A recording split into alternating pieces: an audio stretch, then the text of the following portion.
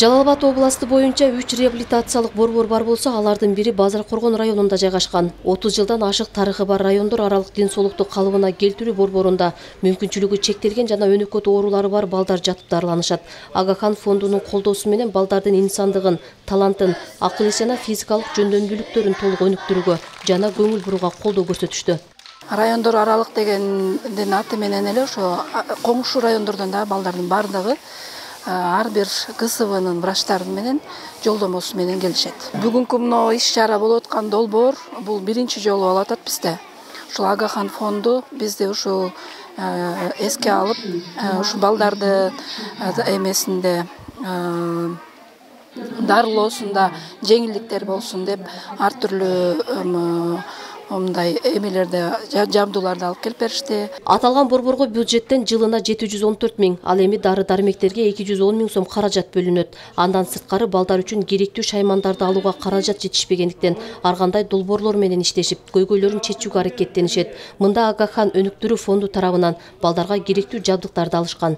Ушул күнгө чейин биз бардык ошол жети айыл өкмөттө бир нечелеген долбоорлорду каржылап бергенбиз. Бул долбоорлордун бардыгы ошол жерлердеги жаштар өздөрү алып чыккан көйгөйлөрдүн негизинде. Жаштар ошо сурамжылоо аркылуу, фокус группа дискуссия, анкета аркылуу өзүнүн коомчулугунда болгон көйгөйлөрдү алып чыгышкан.